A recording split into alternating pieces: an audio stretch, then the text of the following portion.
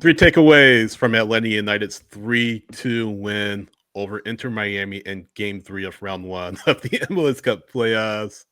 Yes, Atlanta United moving on in the MLS Cup Playoffs to take on Orlando City Football Club, Soccer Club, or whatever they're called. More on that later. But guys, let's get right to takeaway number one. Holy crap, they won. I'm not sure, just me starting out, I'm not sure what else to add to that. I mean, this is a team that has defied the odds for weeks and weeks on end. Nobody gave them a chance to win this series. It's all Inter Miami, Inter Miami, Inter Miami, and for good reason, right? They have the better roster top to bottom. But no one gives this team a chance. No one figured Atlanta United would pull off what they pulled off. Of course, game one didn't go well, but game two, emotional win in game two, the Deshande Silva late goal, and then game three, getting a win in hostile territory at Chase Stadium. Now here we are. They're going home, or Miami's going home. Atlanta United's going through to the next round. Tyler? Look, I have the biggest shit-eating grin on my face right now because of the way that this went down. And every Atlanta United player should. They have gone, like you said, into hostile territory and handled business. And nobody thought that they were going to do it. Yeah. We talked about it a lot on the shows. And if you can't tell from our watch along, go back and watch it. I have no voice, and I still got to do a spaces after this. But nobody thought Atlanta was going to do this. Nobody thought Atlanta was going to even, first of all, make it into the playoffs. Yeah. And then they go and they beat Montreal. And then they give a good account of themselves down in Miami. Then they come back home, beat Miami. Then they go back down to Miami, and they pull off the ultimate upset. And arguably, and it's already been thrown out there, but probably the most important, if not the biggest MLS upset ever. Yeah. You're playing against Lionel Messi and Jordi Alba and Luis Suarez. These are guys that are absolute legends in soccer. Yeah. And a team that needed help to get into the playoffs. They had a 10% chance to make it into the playoffs. Yeah. Went down to Fort Lauderdale for the second time in 3 weeks and pulled off a win. Says everything that you need about the mentality that this team has going into the playoffs. So they did the job. They did the job. And now they get a little bit of rest. All the teams do, right? We have an international break coming up. Yeah. But no matter what happens against Orlando, this Atlanta United team, with all the crap that they've had to go through this year from the coaching staff, Garth Lagerwey, with the front office, all the way down to the players, everybody, they should be proud of themselves tonight. Absolutely. Henry? I just have one question. Messi who? No, but for real, I mean, this is stuck in somebody's pocket all night. Yeah, I mean, dude, this is I still can't believe it. Like, this is that huge of a surprise, of an upset, of a moment for a team that's had a crappy regular season, and fans have been obviously upset about the way that things had gone for the better part of this year, and for good reason, because this team wasn't performing to the level that it should have been. And then you lose two very big important stars. You kind of replace one, but and then you lose your manager, and it's like the season was mired in so much uncertainty after, like, I want to say like June, that it was even difficult to see this team getting into the playoffs. And so for this moment, right, for Atlanta not just to win a playoff series, but to win it against the best team in the league, with all of its stars and all of all the odds stacked against them, that is something so rewarding for the fans, and the fans really deserve it, because they're there no matter what. Throughout the season, there are fans showing up and putting the energy into Mercedes-Benz Stadium. And, Yeah. the ultimate display of that was game 2 of this series. And, this is the team saying like, hey, we see you and we are grateful for you. And we are showing that we truly deserve to have you right behind us. Yeah. And that's just such a huge moment, and it means so much. And, I'm excited for what else comes. Yeah, definitely emotional win down there in Fort Lauderdale, again, with the odds stacked against you, knowing that, yeah, again, if you pull this off, you'll have pulled off a feat that very few people gave you a chance of doing in the first place. So again, like you said, Henry, that mentality, credit to them for keeping that mentality, and really under the rest in those final few minutes, they held their nerve, kept their nerve, and came out with the win. Takeaway number 2. What does this mean for Rob Valentino? That's going to be a conversation that's going to be held for weeks and weeks on end, far after or long after this team is out of the playoffs. You have to open up that conversation even more. And we mentioned it earlier in the week. This is a manager that, given very little to work with, outside of really Pedro Amador, who has been just a phenomenal signing for this team. What an assist on the goal to Bartek Sliš, the game-winning goal, that is. He really, and we've said it numerous times, he's had nothing to work with, really. And now this team it's hard to believe this team is 2 wins away from making it to the MLS Cup final. Like, early in the season, if you had said that, you'd have been crazy. But here he is, and he has a massive role to play. Jim Curtin just came on the market after being fired by Philadelphia Union, rather surprisingly, among the strife in their front office, it sounds like. And there are some saying, yeah, hire him, some saying, yeah, don't bring him on. But now you have Valentino, who, again, has just rallied this team and just instilled his identity on this team. Do you bring him in? I mean, again, it wouldn't surprise me at this point if he ultimately gets the job. It really would. And, you'll have some fans that will say, gosh, they should have hired somebody else. But you have even more fans saying, you know what? It's worth a shot on him based on what he's done over the past few weeks. And, if you give him a fully stocked roster, let's see what happens. Tyler, what do you think? Yeah, I mean, if you were to take the emotion out of the entire thing,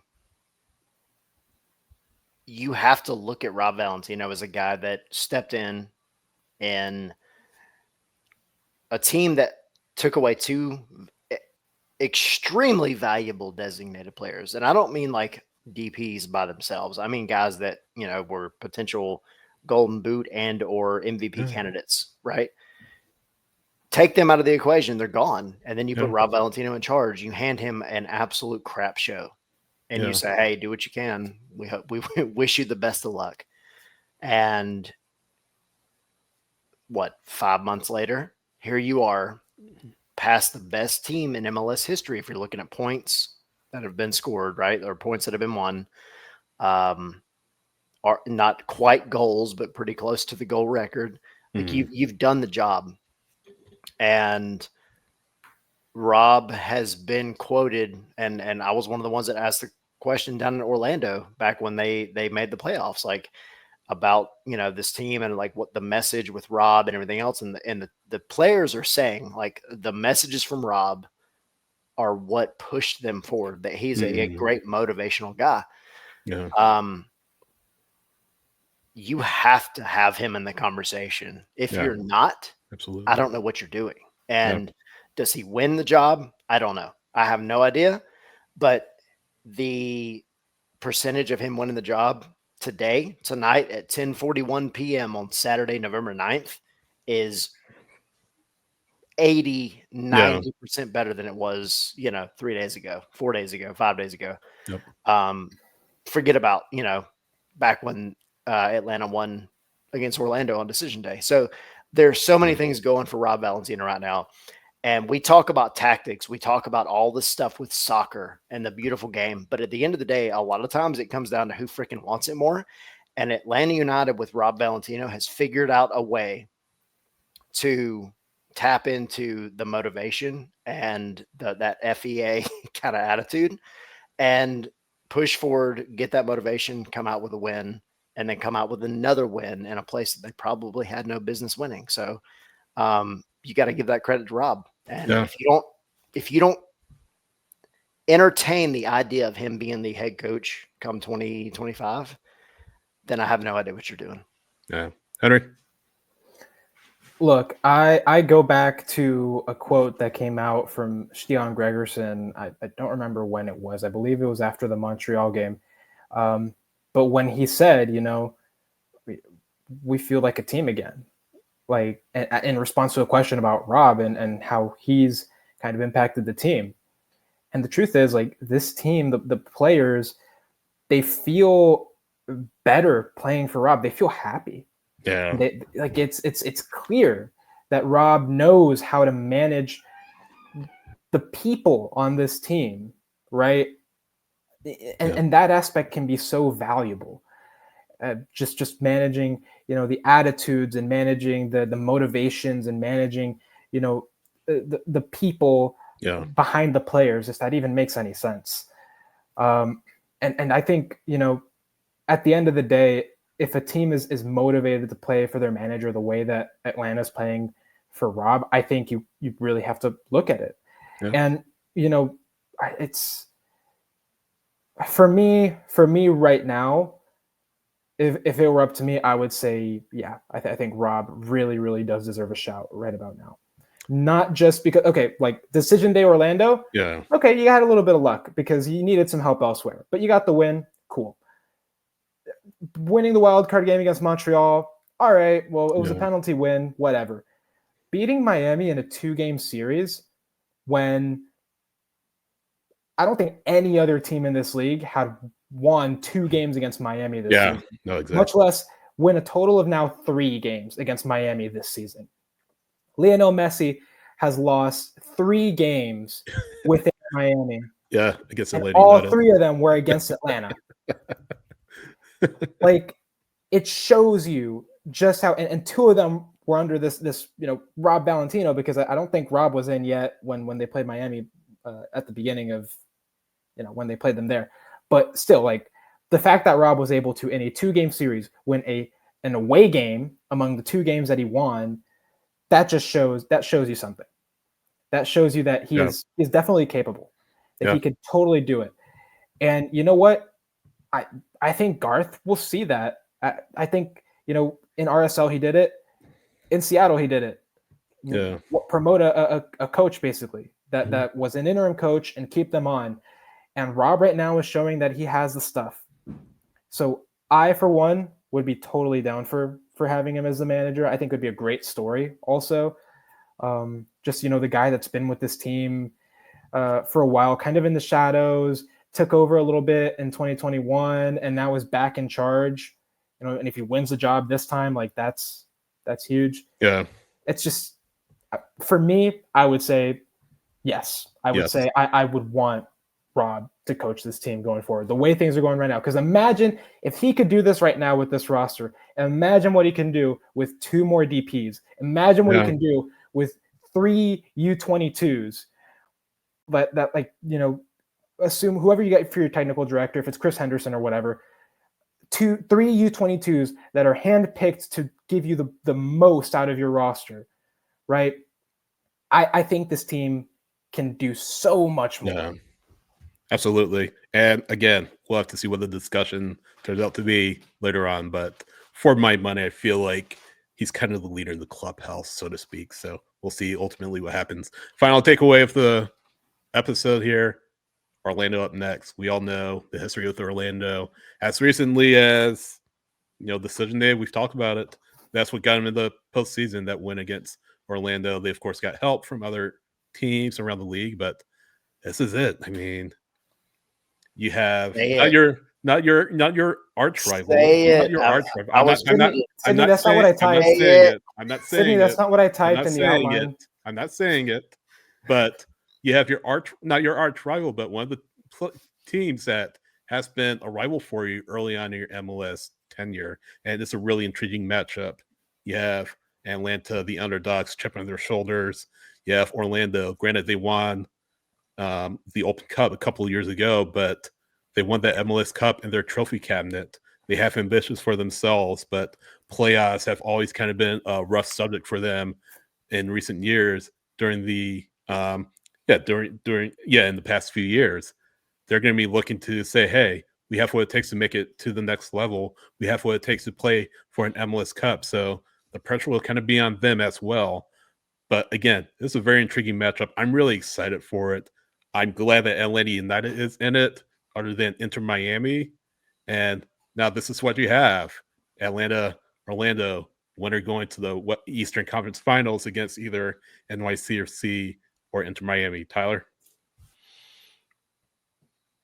F Orlando. I don't know what else to say. Like, like you're in this position, right? We've been saying it.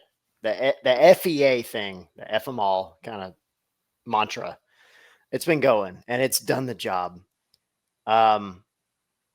You still got to handle business. You got to keep going, right? Like you have to take the momentum and you have to make it through this stupid international break that is scheduled really conveniently right in the middle of the MLS playoffs. Yeah. You got to get past that and then go and take it to Orlando. This is the most important Atlanta-Orlando matchup ever in their very short history, ever, relatively speaking. Yeah, ever, by far. We joke around about, OFYO, like OFU Orlando. Like we joke around like, Joseph was their daddy. We get all that. You got to go and handle business now. Next level. You got to go and you do it. You have to go and do it now. You took out the best team in the league in 2024. Now you got to go back to decision day. Remember what you did on decision day and do it again. Beat them again. Then you go to the conference finals. And then everybody's looking at Atlanta like, what the freaking heck just happened? Go show them that you mean business. I mean, I think you've already shut up the haters at this point. I mean, if you haven't, I don't know what else to do. But it's not over until, as Steon Gregerson says, the fat lady sings. Right. The fat lady ain't singing until Atlanta holds up MLS Cup. So, look, at this point, Atlanta lives in Florida. Atlanta lives in Florida. Get yourself a condo down there. They might as well go buy some property somewhere on the beach, train there occasionally.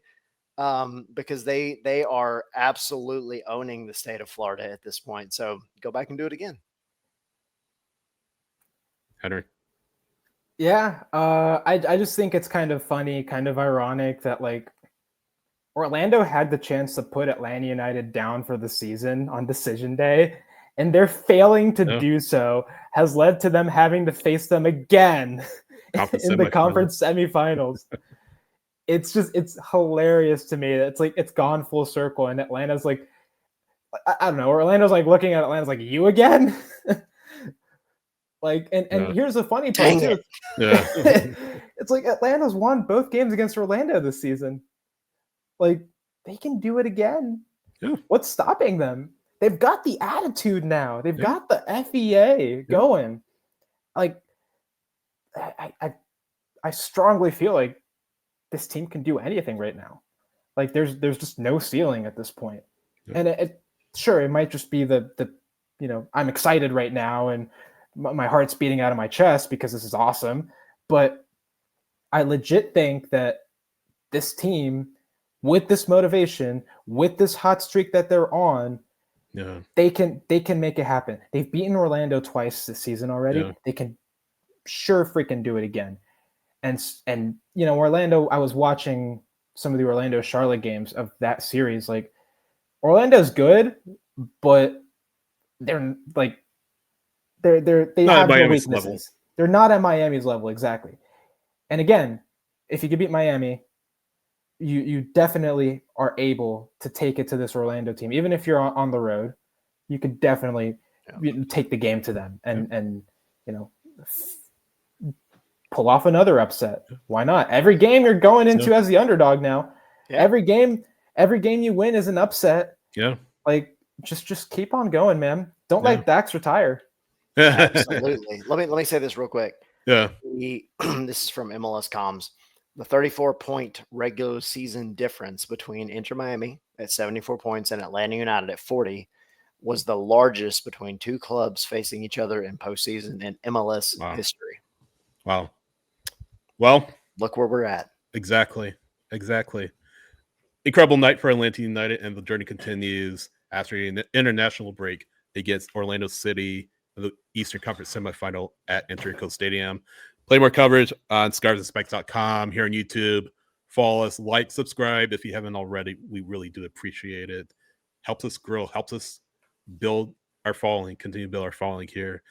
Really crazy time for Atlanta United in the playoffs, even more in the postseason. So definitely like, subscribe, share these videos, and we'll see you next time. So long. Appreciate it, y'all. Bye, guys.